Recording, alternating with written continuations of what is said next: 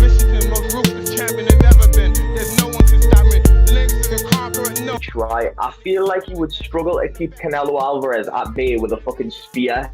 Never mind like a significant reach advantage. You know what I mean? Like I feel like he's gonna close in that distance on Bivol at some point and just start landing some nasty stuff. Yeah. Hello and welcome to another episode of Another Round podcast. I am here, Mike Thomas, and I'm here with my co-host Hamza Hanif. Today we're going to be going over the massive fights of the weekend. Obviously, Katie Taylor versus Amanda Serrano in New York. The amazing performance by Shakur Stevenson. And then we're going to be covering the huge fight on the weekend between Canelo and Bivol in Vegas. How you doing, mate? You good? I'm fantastic, Mike. How are you? Yeah, I'm good, mate. Have you had a good time? Good weekend with your family and stuff? Yeah, it's been a fantastic weekend. It's been Eid, so Eid Mubarak to you. And yeah, it's Happy Eid. And it's really good. Good. Thank you very much, mate. I appreciate that. Good. Yeah, no, it's been really good. It's been very busy. Filled with lots of eating, lots of traveling, and yeah, it's been great. Nice. A massive event with Katie Taylor and Amanda Serrano in New York. Yeah, I watched that fight from start to finish twice since it happened. So yeah, atmosphere in MSG. It's been so long since an event has been so embraced by Madison Square Garden. Like it was crazy to see. The atmosphere of them walking out. Both walkouts were pretty sick as well. And it was just really, really good. It was almost as if they were ready to blow the roof off the place. The atmosphere was that good. Yeah, no, it was amazing, mate. It was amazing. I've never seen like such an amazing atmosphere between two sets of fans, with the Irish and the Puerto Ricans coming together, especially for a ladies fight. It was a huge atmosphere. It was amazing.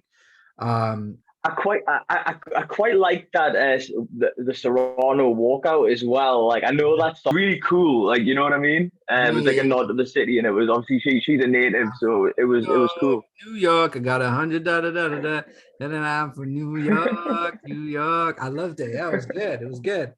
I like that. That was cool. I was a bit disappointed with Katie Taylor. She's a bit plain and Jane. Once she's a bit plain Jane with the music, something a bit more like get you going. But that's not like her nature. She's very understated. She's very humble. She's a very hardworking person that doesn't like the limelight. She just likes to get in there and do her stuff. And you know, she still brought it. Obviously, it was an amazing fight, but we'll get into that in a minute. Did you see on the undercard? Did you see Liam Smith versus Jessie Vargas? Did you see that fight? Did you catch that? Oh mate, yeah, that was a cracking fight. Yeah, that was a really, really good fight, and this one didn't disappoint. Jessie Vargas came to fight as well. Liam seemed a bit bigger than him, and his pressure just seemed to wear him down. But it was a proper tear up as well from start to finish. Yeah, I think if I'm honest with you, I think Jessie Vargas came in a bit overconfident because I saw him like when they were kind of face to face when they walked in and they did the weigh-ins and everything. I think he was a little bit overconfident. He's looking at Liam Beefy Smith and thinking, this guy's like, by the way, his hair is totally gray. Okay. His hair is completely gray. He almost looks luminescent. He's that white. He's whiter than me. Like I'm pretty pale, which made him look really old. I was like, he doesn't look like a tough. He doesn't look like a tough guy, Liam Smith. He also looks like he's 50 years old, my friend. So I think Jessie Vargas came into it going, yeah, I've got this guy. He came in like super proper confident and cocky for a bit of a dogfight and came out short, mate, because he got absolutely smashed in the 10th round. And it was an even fight up to a point. But I think Liam Smith has just got a lot of dog in him. He's a very tough guy, and he's very underrated as a fighter. And he's got some serious Liverpool grit that he won't stop. Yeah. No way. Do you know what I mean? No, absolutely agree with you as well. Like, coming from the city that where he comes from, and coming from the family where he comes from as Yeah. well. You know, he just has that. You said as well. The fight was quite even. You know, they were fighting at quite a high pace. Yeah. As well, they were throwing a lot of, and there was a point I think in the fourth or the fifth round where they put the punch stats up and they were almost identical in terms of punches thrown, punches landed, Mhm. everything. And it was really even. I think somewhere in the sixth or seventh round, Liam Smith Jesse Vargas just seemed to wilt, you know, and that one dent in him is all sort of Liam Smith needed to just keep pushing, and eventually he just battered him into submission, you know. Yeah. Yeah. No, it was great. I really enjoyed that fight. I was really like, I wasn't, I knew it was going to be a good fight, but I didn't expect it to be as good as it was. But yeah, that kind of led nicely into the main event, which was, I've got to say, Katie Taylor versus Amanda Serrano is the best. I'm going to say it right now, the best women's fight I've ever seen. Number one and number two, the best in the world fighting each other, which never really happens. Plus, we're doing it in Madison Square Garden, the atmosphere, everything else. That has got to be probably the best women's fight I've ever seen because of how big it was and just how good it was as a fight. Yeah, no, I kind of echo the sentiments that you've just made there. Absolutely. I mean, it was a dog fight from start to finish, and it's weird because I've watched the fight twice, and two times I thought of two different outcomes. That happened as well. Shows you how nip and tuck the fight was and how close it was, and they really laid it on the line for the type of occasion that it was. Amanda Serrano like just never stopped coming forward. For the entirety of the fight, and that was amazing to see. Katie Taylor just non-stop action, throws so many punches, and she cuts so many beautiful angles when she throws as well. It was a proper dogfight, mate. It was a proper dogfight, and I think we'll be hard pushed to see a woman's fight for at that pace for a long time. No, that was a great fight. Here's my take on it, okay? The first 4 rounds, I would say was like 2-2. Like, I'd give them both 2 rounds, okay? The 5th round is when Amanda Serrano really hurt Katie Taylor. Really hurt Katie Taylor. 5th and 6th round, she was at the end of the 5th round, and the 6th round, she's basically a zombie, and she was holding on for dear life, and she was trying to maintain and come out because she was concussed. I'm not going to lie to you. She was absolutely concussed and she wasn't really with it. And I could see in between the 5th and the 6th round, the trainer was trying to tell her things and she was looking at him glassy eyed. You could tell she wasn't really there. Yeah. You could tell she wasn't really there, right? And here's the thing. People are saying, oh, if they had 3-minute rounds, she would have been out. Yes, she probably would have. She probably would have been. She probably would have got knocked out if they were doing 3-minute rounds. She probably would have. But if you're gonna say who got the most damage, you would say Amanda Serrano got the most damage, yeah. But if we're going off technicality and kind of like technical boxing, I would still give it to Katie Taylor because I'll tell you why. She was in and out. She was faster on the counters. She was just better technically. Amanda Serrano throws more punches. I think we were saying this before that she's got the highest punch output of any other female boxer, and she averages like 60-something punches a round, and Katie Taylor only manages like sort of late 30s or 40 a round. But Katie Taylor's more accurate. She'll hit more. Amanda Serrano was missing a lot. She wasn't hitting as many. She was throwing a lot, but she wasn't landing as many, right? Here's the thing. People are saying, oh, yeah, if there was 3-minute rounds, then Katie Taylor would have been out. Okay, but how come if they were fighting 12 rounds instead of 10 rounds, I think Katie Taylor would have knocked Amanda Serrano out in the last few rounds. And I'll tell you why, because in the 10th round, she had cut Amanda Serrano severely above her eye. She was pouring blood into her eye, and Katie Taylor was just throwing bombs, hailing into her, overhand rights, overhand lefts, straight into the eye, directing it. And I think the last round really saved Amanda Serrano. Really saved her. I think I think she was in a lot of trouble there. Had they been fighting 12 rounds, I think she would have been in serious trouble. So you can argue it both ways. You can say, okay, if we had 3-minute rounds, yeah, Katie Taylor would have got knocked down in the 5th round.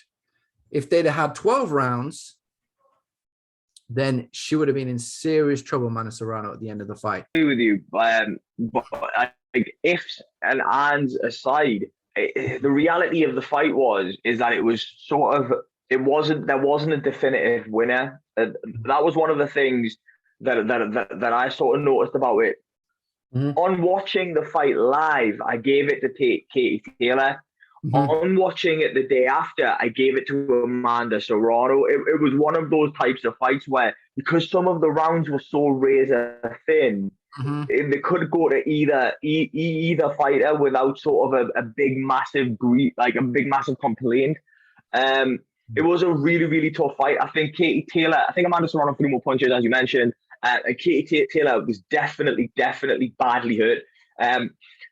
Her powers of recovery are insane, because there was points in that fight where she was not even intelligent, not points in the fight, sorry, points in the round where she was hurt, where she wasn't intelligently defending herself. Do you know what I mean? Yeah. And for her to come back from that position where she's leaving herself open, she's getting hit clean and hard, and she's not really with it, to coming back and boxing like she did in the later rounds is amazing. And it's a credit to her condition that she was standing up in between rounds and stuff. So she was really in top nick to be operating that deep into the fight like she was. But the reality is, in my opinion, there wasn't a definitive winner of that fight, and we definitely need a rematch. I think the rematch, it will be an even bigger fight for the two of them. It will be an even bigger payday for the two of them, which is what we want. And also, from a fan perspective, we know what we're going to get this time. So it was like, oh, this is this big event. It's historic. Now we know it's a fucking amazing fight. Put all that aside. Put all the women's boxing, and it's MSG. We just know it's going to be an absolute barnstormer. You know? Yeah. No, absolutely. I thought a draw would have been a fair result. I wouldn't have been mad at a draw, but I'm also not mad that they gave it to Katie Taylor, just because of the fact, like I said before, I think if we're scoring it on most damage done, then yeah, you're going to go with Amanda Serrano. But the rules of the game are, she didn't get knocked down and she didn't get knocked out, and she carried on. So based off of that, we're going to go off technicality. We're going to go off points scored and punches landed. I would just shade it towards Katie Taylor, but I wouldn't have been mad at a draw at all. And I'm quite happy that they're going to do it again, especially in Ireland. That will be amazing. And that'll be another good fight to watch. But speaking of big fights, the atmosphere for that in Ireland, by the way, sorry to cut you off there, but the atmosphere for that in Ireland would be next level insanity. It would be crazy good, mate. It would be so good. But yeah, and talking of big events as well, did you see in Vegas, the Shakur Stevenson versus Oscar Valdez, mate, in Las Vegas? Obviously, very heavy pro Valdez crowd there. Stevenson, he was one of probably the best performances he's had in his career, in his pro career anyway. What do you think? To be honest, he looked quite a bit bigger than him. And the one thing that struck me, he kind of reminds me a bit of Floyd. A little bit, like with how composed he is, and he's quite a young man as well, so that's quite interesting. Obviously just a technically flawless performance from him. Valdez didn't really ever get into the fight, and I think that's probably down to the way Stevenson was boxing him. He was clearly frustrating him in the fight. He was clearly hurting him at times in the fight. And he just boxed to a perfect game plan. The reality is, you see a lot of people will say that was a boring fight. That was a boring fight. And listen, you can't say, there's definitely more exciting fights where people get knocked out, people get knocked down, and it's back and forth and it's 50-50. But the reality is, it was a shutout performance. And those can be slightly boring when one fighter is fighting at his pace. He's dictating the flow of the fight. He's doing what he wants when he wants. And that's what happened. It was technically very, very good. He controlled the pace. I would between rounds and the trainer's trying to tell him things. He just looked so kind of relaxed and in control. He never looked troubled. He didn't really have any marks on his face. He was barely touched. Oscar Valdez, his face was all kind of bloodied up and red. As he obviously got the knockdown in the 8th round, but I think he was in complete control. He looked very, very confident, and that was supposed to be a step up for Shakur Stevenson. I think he's going to be a problem in that division. I think he's going to be a real problem in that division. I'd imagine he'll go up in weight now that he's getting on and he's getting a little bit older. He's going to step up now and probably move up in weight, but he's going to be a real problem. He's going to be a real issue. Yeah. I was just going to say one of our favorite divisions to talk about is sort of the lightweight division. And I believe that he's a junior lightweight unified champion now, Shakur Stevenson. So and like I said, one of the things I did notice is he was very big at the weight. So I fully expect him to move up. And when he does move up, the competition is going to significantly increase. I don't think there's going to be a massive size. There's not going to be a big size difference because they're all on the smaller end of things anyway. And I don't expect that to be a massive factor. But the level of competition, and to be honest with you, in America, there's going to be some absolutely amazing fights to be made. Him versus Devin Haney, him versus Ryan Garcia, him versus Teofimo Lopez. Internationally, there's Cambosis. There's all these killers. So when he moves up, it's gonna be a significant increase in competition. Yeah, and it's a good point you made. They actually said that he's tipped to potentially fight Lomachenko next. So he said he would love to fight Lomachenko, and that would be a good pick for him for the size and stuff. Yeah, I think that would be a great matchup between those. But yeah, obviously it was a very, very pro Latin crowd, a very pro Mexican crowd, to the point where, at the end, Shakur Stevenson, if you saw him, he was just kind of like going like this, like that to everybody, after he won, because they were booing him when he came in, when he came into the stadium. So obviously he got a frosty reception. But speaking of pro Mexican crowds, obviously huge fight at the weekend in Vegas. I cannot wait. Canelo Alvarez, my friend. Canelo Alvarez, my favorite boxer. I'd have to say I have the most respect out of anybody for Canelo because I think he's just like the most dedicated boxer in boxing.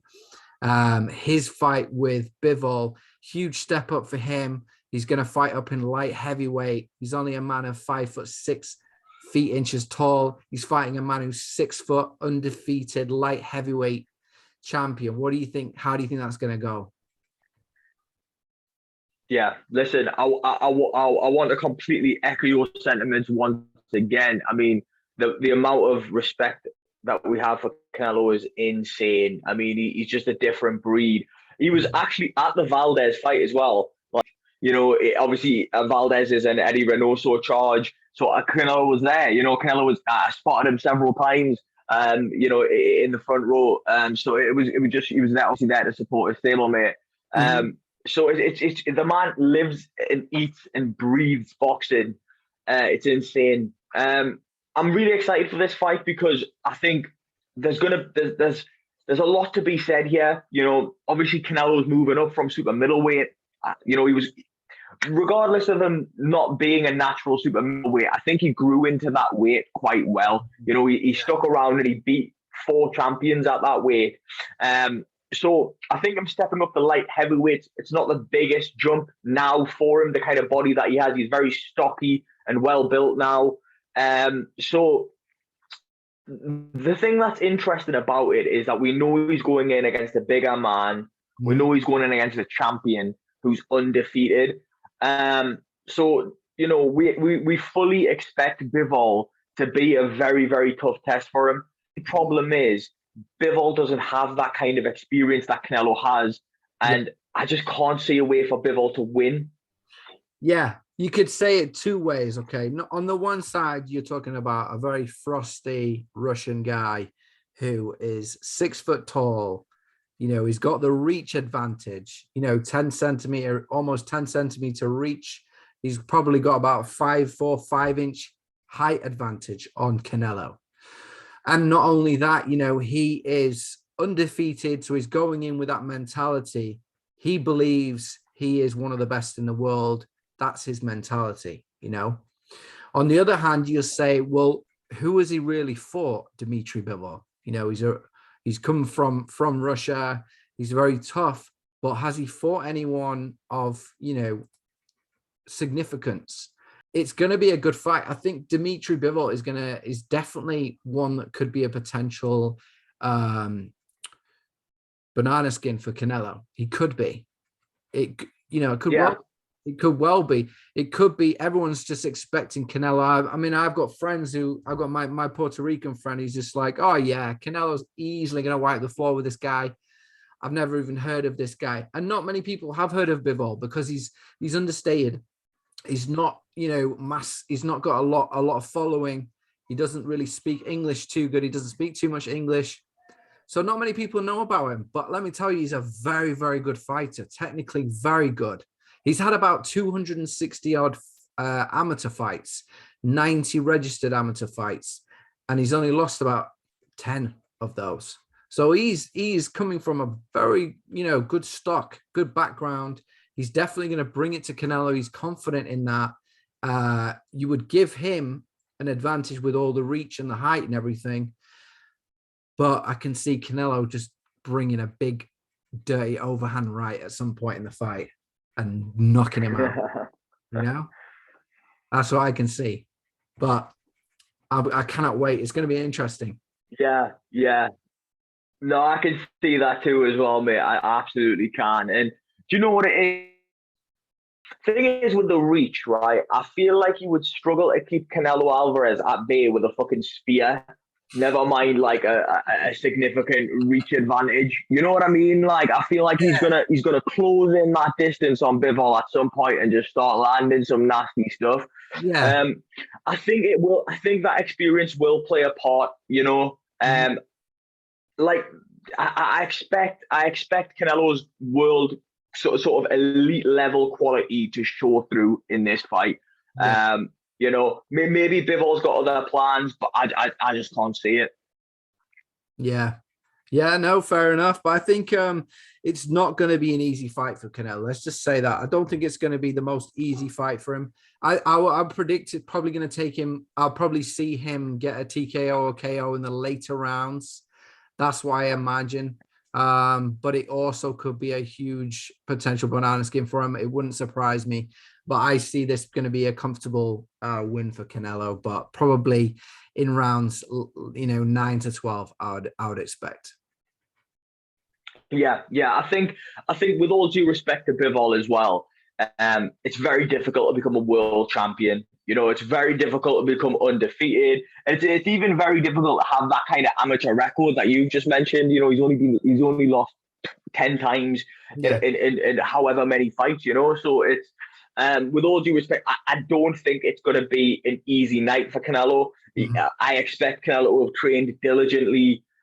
So that he might make it look comfortable. He might make it look easy, but that's not to say it will be an easy task. You know, Bivol is a dominant champion in his own right. I think I would sort of agree with you. I expect between round 8 to 10 for Canelo's, forward pressure, his punch selection to be a bit too much, and we see a TKO. The other thing I would say as well, like you always mentioned, speed kills. Speed kills, and Canelo is definitely faster. He's faster. He's going to be faster on the counter, faster to the punch.